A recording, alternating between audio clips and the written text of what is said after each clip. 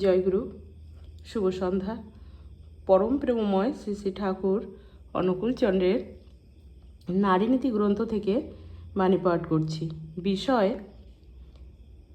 স্বামীর ক্ষুব্ধতায়।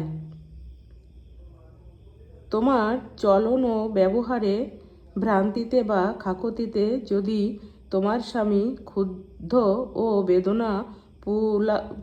বেদনা পুলত অবসন্ন ও নিরস হইয়া থাকেন, বা এমনও কিছু ঘটিয়া থাকে তাহাতে তিনি বিপন্ন হইতে পারেন, বুঝি বা মাত্র তুমি তোমার অনধবনতায় বেকুবি ও ভ্রান্তিকে তাহার কাছে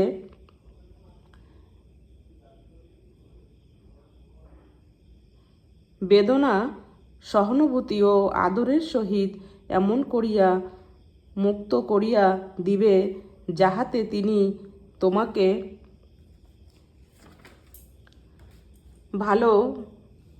ভালোবাসিয়া বুঝিয়া নিঃসন্দ হইয়া প্রফুল্ল হইয়া ওঠেন। আর যদি তিনি বিপন্ন হইতে পারেন, এমনতর কিছু ঘটিয়া থাকে, তোমার ভুলকে উল্লেখ করিয়া দোষগুলি কুড়াইয়া নিজের মাথায় লইয়া এমনতরভাবে অবস্থাকে নিয়ন্ত্রিত করিবে, যাহাতে বিপদ তাহাকে স্পর্শ